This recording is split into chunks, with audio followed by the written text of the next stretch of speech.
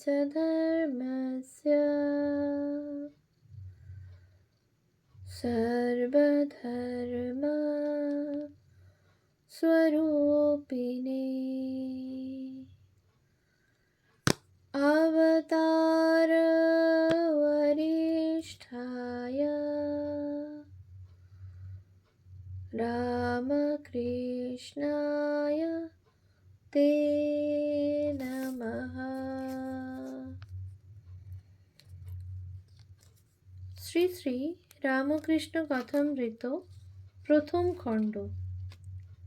শ্রীম কথিত তব কথামৃতম তপ্ত জীবনম কবিভিড়িতম কলমশাপহম শ্রবণমঙ্গলম শ্রীমদাততম ভুবি গৃহন্তি ये পুরিদা জনা। শ্রীমদ্ভাগবত গোপী গীতা, পৃষ্ঠা সংখ্যা 133, 1883, 1 জানুয়ারি। তৃতীয় পরিচ্ছেদ। ঠাকুর শ্রী রামকৃষ্ণের যশোদার ভাব ও সমাধি। ঠাকুর ছোট খাটটির উপর গিয়া নিজের আসনে উপবিষ্ট হইয়াছেন। সর্বদাই ভাবে পূর্ণ। ভাবচক্ষে রাখালকে দর্শন করিতেছেন। রাখালকে দেখিতে দেখিতে বাৎসল্য রসে আপ্লুত হইলেন। অঙ্গে পুলক হইতেছে। এই চক্ষে কি যশোদা গোপালকে দেখিতেন? দেখিতে দেখিতে আবার ঠাকুর সমাধিস্থ হইলেন। ঘরের মধ্যস্থ ভক্তেরা অবাক ও নিস্তব্ধ হইয়া ঠাকুর শ্রী রামকৃষ্ণের এই অদ্ভুত ভাবাবস্থা দর্শন করিতেছেন। কিঞ্চিৎ প্রকৃতিস্থ হইয়া বলিতেছেন, রাখালকে দেখে উদ্দীপন কেন হয়? যত এগিয়ে যাবে ততই ঐশ্বর্যের ভাগ কম পড়ে যাবে। সাধকের প্রথম দর্শন হয় দশভুজা ঈশ্বরী মূর্তি। সে মূর্তিতে ঐশ্বর্যের বেশি প্রকাশ। তারপর দর্শন দ্বিভুজা। তখন 10 হাত নাই, অত অস্ত্র শস্ত্র নাই। তারপর গোপাল মূর্তি দর্শন। কোনো ঐশ্বর্য নাই, কেবল কচি ছেলের মূর্তি। এরও পারে আছে কেবল জ্যোতিষ দর্শন। সমাধির পরে ঠিক ব্রহ্মজ্ঞানের অবস্থা, বিচার ও আসক্তির ত্যাগ। তাকে লাভ হলে, তাতে সমাধিস্থ হলে জ্ঞান বিচার আর থাকে না। জ্ঞান বিচার আর কতক্ষণ? যতক্ষণ অনেক বলে বোধ হয়, যতক্ষণ জীব জগৎ আমি তুমি এসব বোধ থাকে। যখন ঠিক ঠিক এক জ্ঞান হয়, তখন চুপ হয়ে যায়, যেমন ত্রৈলঙ্গ স্বামী। ব্রাহ্মণ ভোজনের সময় দেখো নাই, প্রথমটা খুব হই হই। পেট যত ভরে আসছে ততই হইচই কমে যাচ্ছে। যখন দধি মুন্ডি পড়ল, তখন কেবল চুপচাপ, আর কোনো শব্দ নাই। তারপরই নিদ্রা সমাধি, তখন হইচই আর আদৌ নাই। মাস্টার ও প্রাণকৃষ্ণের প্রতি। অনেকে ব্রহ্মজ্ঞানের কথা কয়, কিন্তু নিচের জিনিস লয়ে থাকে। ঘর বাড়ি, টাকা, মান, ইন্দ্রিয় সুখ। মনুমেন্টের নিচে যতক্ষণ থাকো, ততক্ষণ গাড়ি ঘোড়া সাহেব মেম এই সব দেখা যায়। উপরে উঠলে কেবল আকাশ সমুদ্র ধু ধু করছে। তখন বাড়ি ঘোড়া গাড়ি মানুষ এসব আর ভালো লাগে না। এসব পিঁপড়ের মতো দেখায়। ব্রহ্মজ্ঞান হলে সংসারাসক্তি, কামিনী কাঞ্চনে উৎসাহ সব চলে যায়, সব শান্তি হয়ে যায়। কাঠ পোড়বার সময় অনেক পরপর শব্দ আর আগুনের ঝাঁঝ। সব শেষ হয়ে গেলে ছাই পড়ল, তখন আর শব্দ থাকে না। আসক্তি গেলেই উৎসাহ যায়, শেষে শান্তি। ঈশ্বরের যত নিকটে এগিয়ে যাবে ততই শান্তি।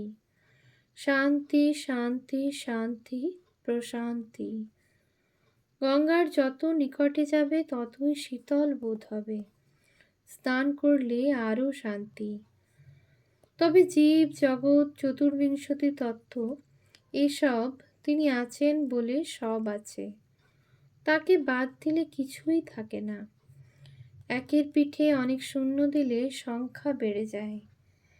এককে মুছে ফেললে শূন্যের কোনো পদার্থ থাকে না। প্রাণকৃষ্ণকে কৃপা করিবার জন্য ঠাকুর কি এইবার নিজের অবস্থা সম্বন্ধে ইঙ্গিত করিতেছেন? ঠাকুর বলিতেছেন, ঠাকুরের অবস্থা ব্রহ্মজ্ঞানের পর ভক্তির আমি।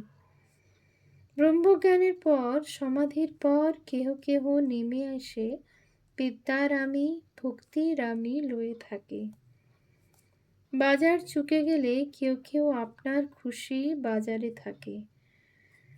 যেমন নারদাদি, তারা লোকশিক্ষার জন্য ভক্তির আমি লয়ে থাকেন। শঙ্করাচার্য লোকশিক্ষার জন্য বিদ্যার আমি রেখেছিলেন। একটু আসক্তি থাকলে তাকে পাওয়া যায় না। সুতোর ভিতর একটু আঁশ থাকলে ছুঁচের ভিতর যাবে না। যিনি ঈশ্বর লাভ করেছেন তার কাম ক্রোধাদি নাম মাত্র, যেমন পোড়া দড়ি, দড়ির আকার, কিন্তু ফুঁ দিলে উড়ে যায়। মন আসক্তিশূন্য হলেই তাকে দর্শন হয়। শুদ্ধ মনে যা উঠবে সে তাঁরই বাণী। শুদ্ধ মনও যা, শুদ্ধ বুদ্ধিও তা, শুদ্ধ আত্মাও তা। কেননা তিনি বই আর কেউ শুদ্ধ নাই। তাকে কিন্তু লাভ করলে ধর্মাধর্মের পার হওয়া যায়। এই বলিয়া ঠাকুর সেই দেব দুর্লভ কণ্ঠে রামপ্রসাদের গান ধরিলেন। আয় মন বেড়াতে যাবি, কালী কল্প তরু মূলে রে, চারি ফল কুড়ায় পাবি। প্রবৃত্তি নিবৃত্তি যায়া নিবৃত্তিরে সঙ্গে লবি, বিবেক নামে তার ব্যাটারে তত্ত্ব কথা তাই শুধাবি। চতুর্থ পরিচ্ছেদ। ঠাকুর শ্রী রামকৃষ্ণের শ্রী রাধার ভাব। ঠাকুর দক্ষিণ পূর্ব বারান্দায় আসিয়া বসিয়াছেন। প্রাণকৃষ্ণাদি ভক্তগণও সঙ্গে সঙ্গে আসিয়াছেন। হাজরা মহাশয় বারান্দায় বসিয়া আছেন। ঠাকুর হাসিতে হাসিতে প্রাণকৃষ্ণকে বলিতেছেন, হাজরা একটি কম নয়। যদি এখানে বড় দরগা হয় তবে হাজরা ছোট দরগা। সকলের হাস্য। বারান্দার দরজায় নবকুমার আসিয়া দাঁড়াইয়াছেন। ভক্তদের দেখিয়াই চলিয়া গেলেন। ঠাকুর বলিতেছেন, অহংকারের মূর্তি। বেলা 9:30 হইয়াছে। প্রাণকৃষ্ণ প্রণাম করিয়া বিদায় গ্রহণ করিলেন। কলিকাতার বাটিতে ফিরিয়া যাইবেন। একজন বৈরাগী গোপী যন্ত্রে ঠাকুরের ঘরে গান করিতেছেন। নিত্যানন্দের জাহাজ এসেছে, তোরা পারে যাবি তো ধর এসে। 6 মানোয়ারি গোরা, তারা দেয় সদা পারা। বুক পিঠে তার ঢাল খাড়া ঘেরা। তারা সদর দুয়ার আলগা করে রত্নমাণিক বিলাচ্ছে। গান।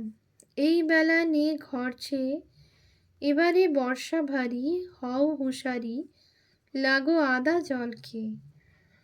যখন আসবে শ্রবণা দেখতে দেবে না, বাঁশ পাখারি পচে যাবে, ঘর ছাওয়া হবে না। যেমন আসবে ঝটকা, উড়বে মটকা, মটকা যাবে ফাঁক হয়ে, তুমিও যাবে হাঁ হয়ে। গান। কার ভাবে নদে এসে, কাঙাল বেশে হরি হয়ে বলছো হরি, কার ভাবে ধরেছ ভাব, এমন স্বভাব তাও তো কিছু বুঝতে নারি। ঠাকুর গান শুনিতেছেন। এমন সময় শ্রীযুক্ত কেদার চাটুর্যে আসিয়া প্রণাম করিলেন। তিনি আফিসের বেশ পড়িয়া আসিয়াছেন, চাপকান, ঘড়ি, ঘড়ির চেন। কিন্তু ঈশ্বরের কথা হইলেই তিনি চক্ষের জলে ভাসিয়া যান। অতি প্রেমিক লোক, অন্তরে গোপীর ভাব। কেদারকে দেখিয়া ঠাকুরের একেবারে শ্রী বৃন্দাবন লীলা উদ্দীপন হইয়া গেল। প্রেমে মাতোয়ারা হইয়া দণ্ডায়মান হইলেন ও কেদারকে সম্বোধন করিয়া গান গাহিতেছেন। সখী সে বন কত দূর, যথা আমার শ্যাম সুন্দর, আর চলিতে যে নারী। শ্রী রাধার ভাবে গান গাইতে গাইতে ঠাকুর সমাধিস্থ, চিত্রার্পিতের ন্যায় দণ্ডায়মান, কেবল চক্ষের দুই কোণ দিয়া আনন্দাশ্রু পড়িতেছে। কেদার ভূমিষ্ঠ, ঠাকুরের চরণ স্পর্শ করিয়া স্তব করিতেছেন। হৃদয় কমল মধ্যে নির্বিশেষং নিরীহম, হরিহর বিধিবেদ্যং যোগীভির্ধ্যানমগম্যম। জনন মরণ ভীতি ভ্রংশী সচ্চিত স্বরূপম, সকল ভুবন বীজং ব্রহ্ম চৈতন্য মীড়ে। কিয়ৎক্ষণ পরে ঠাকুর শ্রী রামকৃষ্ণ প্রকৃতিস্থ হইতেছেন। কেদার নিজ বাটি হালিশহর হইতে কলিকাতায় কর্মস্থলে যাইবেন। পথে দক্ষিণেশ্বর কালী মন্দিরে ঠাকুর শ্রী রামকৃষ্ণকে দর্শন করিয়া যাইতেছেন। একটু বিশ্রাম করিয়া কেদার বিদায় গ্রহণ করিলেন। এইরূপে ভক্ত সঙ্গে কথা কহিতে কহিতে বেলা প্রায় 2 প্রহর হইল। শ্রীযুক্ত রামলাল ঠাকুরের জন্য থালা করিয়া মা কালীর প্রসাদ আনিয়া দিলেন। ঘরের মধ্যে ঠাকুর দক্ষিণাস্য হইয়া আসনে বসিলেন ও প্রসাদ পাইলেন। আহার বালকের ন্যায় একটু একটু সব মুখে দিলেন। আহারান্তে ঠাকুর ছোট খাটটিতে একটু বিশ্রাম করিতেছেন। কিয়ৎক্ষণ পরে মারোয়াড়ি ভক্তেরা আসিয়া উপস্থিত হইলেন। পঞ্চম পরিচ্ছেদ, অভ্যাস যোগ, 2 পথ, বিচার ও ভক্তি। বেলা 3টা। মারোয়াড়ি ভক্তেরা মেঝেতে বসিয়া ঠাকুরকে প্রশ্ন করিতেছেন। মাস্টার, রাখাল ও অন্যান্য ভক্তেরা ঘরে আছেন। মারোয়াড়ি ভক্ত: মহারাজ, উপায় কি? শ্রী রামকৃষ্ণ: 2 রকম আছে, বিচার পথ আর অনুরাগ বা ভক্তির পথ। সৎ অসৎ বিচার, একমাত্র সৎ বা নিত্যবস্তু ঈশ্বর, আর সমস্ত অসৎ বা অনিত্য। বাজিকরই সত্য, ভেলকি মিথ্যা, এইটি বিচার। বিবেক আর বৈরাগ্য, এই সৎ অসৎ বিচারের নাম বিবেক। বৈরাগ্য অর্থাৎ সংসারের দ্রব্যের উপর বিরক্তি। এটি একেবারে হয় না, রোজ অভ্যাস করতে হয়। কামিনী কাঞ্চন আগে মনে ত্যাগ করতে হয়, তারপর তার ইচ্ছায় মনের ত্যাগও করতে হয়, বাহিরের ত্যাগও করতে হয়। কলকাতার লোকদের বলবার জো নাই ঈশ্বরের জন্য সব ত্যাগ করো, বলতে হয় মনে ত্যাগ করো। অভ্যাস যোগের দ্বারা কামিনী কাঞ্চনে আসক্তি ত্যাগ করা যায়। গীতায় এ কথা আছে। অভ্যাস দ্বারা মনে অসাধারণ শক্তি এসে পড়ে। তখন ইন্দ্রিয় সংযম করতে, কাম ক্রোধ বশ করতে কষ্ট হয় না। যেমন কচ্ছপ হাত পা টেনে নিলে আর বাহির করে না, কুড়ুল দিয়ে 4খানা করে কাটলেও আর বাহির করে না। মারোয়াড়ি ভক্ত: মহারাজ, 2 পথ বললেন, আরেক পথ কি? শ্রী রামকৃষ্ণ: অনুরাগের বা ভক্তির পথ। ব্যাকুল হয়ে একবার কাঁদো, নির্জনে গোপনে, দেখা দাও বলে। ডাক দেখি মন ডাকার মতো কেমন শ্যামা থাকতে পারে। মারোয়াড়ি ভক্ত: মহারাজ, সাকার পূজার মানে কি? আর নিরাকার নির্গুণ এর মানেই বা কি? শ্রী রামকৃষ্ণ: যেমন বাপের ফটোগ্রাফ দেখলে বাপকে মনে পড়ে, তেমনি প্রতিমায় পূজা করতে করতে সত্যের রূপ উদ্দীপন হয়। সাকার রূপ কিরকম জানো? যেমন জলরাশির মাঝ থেকে বুড়বুড়ি ওঠে সেই রূপ। মহাকাশ চিদাকাশ থেকে এক একটি রূপ উঠছে দেখা যায়। অবতারও একটি রূপ, অবতার লীলা সে আদ্যার শক্তিরই খেলা। পাণ্ডিত্য, আমি কে, আমি তুমি। পাণ্ডিত্যে কি আছে, ব্যাকুল হয়ে ডাকলে তাকে পাওয়া যায়। নানা বিষয় জানবার দরকার নাই। যিনি আচার্য তারই 5টা জানা দরকার। অপরকে বধ করবার জন্য ঢাল তরোয়াল চাই। আপনাকে বধ করবার জন্য একটি ছুঁচ বা নরুন হলেই হয়। আমি কে, এইটি খুঁজতে গেলে তাকেই পাওয়া যায়। আমি কি মাংস, না হাড়, না রক্ত, না মজ্জা, না মন, না বুদ্ধি। শেষে বিচারে দেখা যায় যে আমি এসব কিছুই নয়। নেইতি নেইতি। আত্মা ধরবার ছোবার জো নাই। তিনি নির্গুণ, নিরুপাধি। কিন্তু ভক্তিমতে তিনি সগুণ, চিন্ময় শ্যাম, চিন্ময় ধাম, সব চিন্ময়। মারোয়াড়ি ভক্তেরা প্রণাম করিয়া বিদায় গ্রহণ করিলেন। দক্ষিণেশ্বরে সন্ধ্যা ও আরতি। সন্ধ্যা হইল, ঠাকুর গঙ্গা দর্শন করিতেছেন। ঘরে প্রদীপ জ্বালা হইল। শ্রীরামকৃষ্ণ জগন্মাতার নাম করিতেছেন ও খাটটিতে উপবিষ্ট হইয়া তাহার চিন্তা করিতেছেন। ঠাকুর বাড়িতে এইবার আরতি হইতেছে। যাহারা এখনো পোস্তার উপর বা পঞ্চবটীর মধ্যে পদচারণ করিতেছেন, তাহারা দূর হইতে আরতির মধুর ঘণ্টা নিনাদ শুনিতেছেন। জোয়ার আসিয়াছে। ভাগীরথী কুলকুল শব্দ করিয়া উত্তর বাহিনী হইতেছেন। আরতির মধুর শব্দ কুলকুল শব্দের সহিত মিশ্রিত হইয়া আরো মধুর হইয়াছে। এই সকলের মধ্যে প্রেমোন্মত্ত ঠাকুর শ্রীরামকৃষ্ণ বসিয়া আছেন। সকলই মধুর, হৃদয় মধুময়, মধু মধু মধু। ওম শান্তি শান্তি শান্তি। হরি ওম তৎসৎ। শ্রীরামকৃষ্ণার্পণমস্তু।